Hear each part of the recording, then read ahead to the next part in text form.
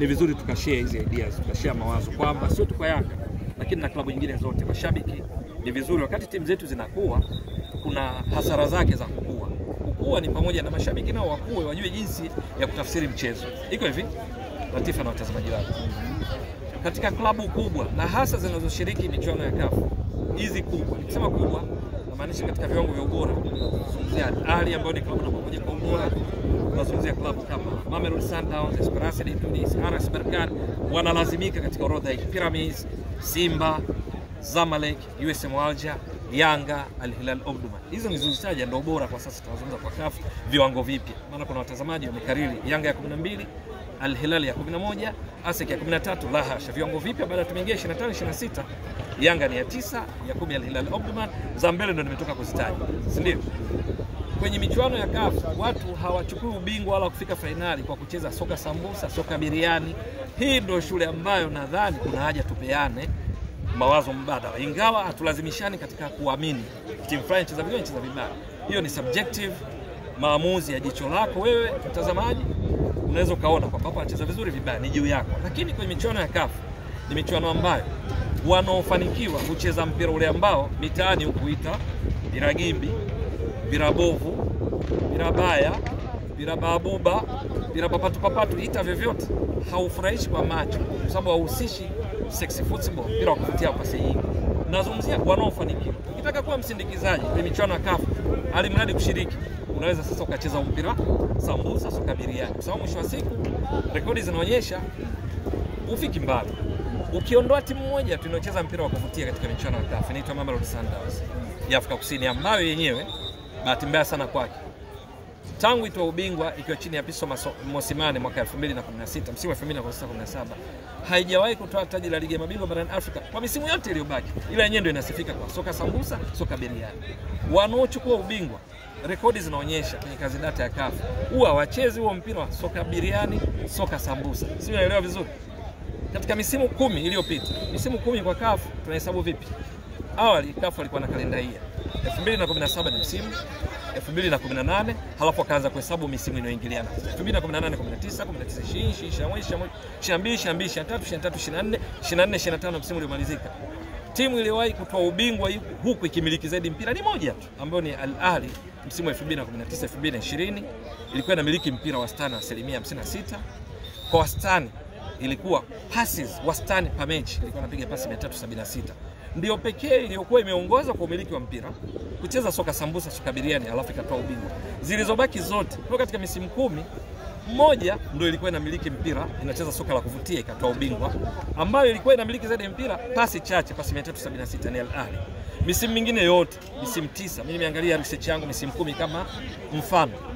Misimu 9 kwa lugha nyingine asilimia 90 ya mabingwa wa ligi ya mabingwa barani Afrika hawachezi mpira ambao mashabiki wanaupenda, soka sambusa, soka biriani. Si unaelewa vizuri? Na nitakupa mfano. Msimu uliomalizika bingwa ni nani? Ni Pyramids. Si ndio? Pyramids umiliki wake wa mpira ulikuwa asilimia 50 tu. Waliongoza kumiliki mpira ni Mamelodi Sundowns, walimiliki mpira kwa asilimia 64. Wa pili unajua nani? Hawakuwa tena Pyramids, ni Yanga ya Tanzania. Hii ya Engineer Hersi Said, ambayo ilikuwa inamiliki mpira kwa asilimia 58.9, 58.5, around asilimia 59. Ndio timu ya pili kwa kucheza soka sambusa, soka biriani. Pasi Mamelodi walikuwa wanapiga pasi 451 per mechi wastani. Ndio inapiga pasi nyingi kwa CAF michuano iliyomalizika ligi ya mabingwa barani Afrika. Ya pili ni Yanga, ilikuwa inapiga pasi 362, ndio ya pili. Halafu ikawaje? Yanga walishia makundi.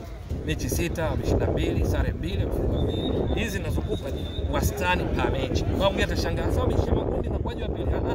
Passes per mechi. Yanga ya pili pasi 362, Mamelodi pasi 451.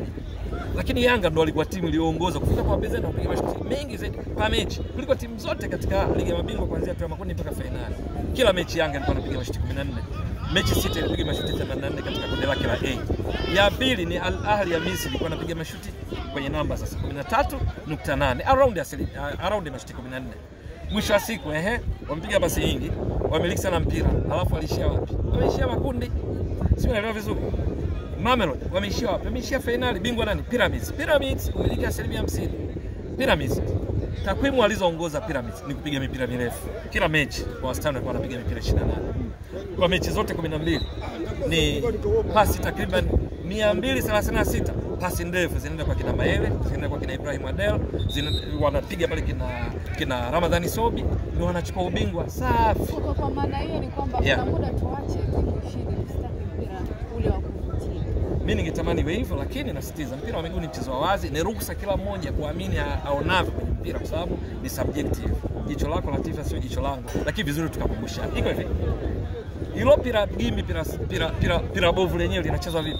Ndio timu kubwa zinavyocheza sasa. Wanamiliki mechi, hawamiliki mpira. Unajua kuna tofauti kumiliki mpira ndio zile pasi nyingi. Watu wanashangilia. Na nini Shibobu? Lakini kumiliki mechi ni kwamba ni nyakati zipi unaamua sasa mpira niwe nao mimi, ni wakati upo unamwachia mpinzani ili ukapate nafasi muhimu alafu mdhuru kwa counter. Nitakupa mfano. Tunaposema kumiliki mechi, nakupa mfano wa hasi kwa Yanga na chanya kwa Yanga iwe kama mfano kwa ambaye atajaribu kutuelewa kitu tunachojadili. Yanga katika hatua ya makundi wakiwa katika kundi A. Mechi yao ya kwanza kwenye hatua ya makundi walicheza na Al Hilal Omdurman. Hiyo mechi Yanga walimiliki mpira zaidi ya 60%. Watu wanashangilia. Yanga walifanya attempts, piga mashuti 15, matano on target, watu wanashangilia. Al Hilal Omdurman ikiwa anafundishwa na Florai Bengi ambaye sasa yuko Azam. Mashabiki wa Azam wajiandae. Azam itakuwa inacheza kumiliki mechi, sio kumiliki mpira. Kama Ibenge ndio yupo madarakani kama ilivyo sasa. Ili na anawahakikishia mataji watapata. Sababu anacheza mpira wa kumiliki mechi, sio kumiliki mpira. Kwenye mpira wa sasa kama unamiliki mpira alafu haukupi matokeo hauna maana yoyote. Unatakiwa kama unamiliki mpira iwe sababu ya wewe kupata matokeo unahitaji.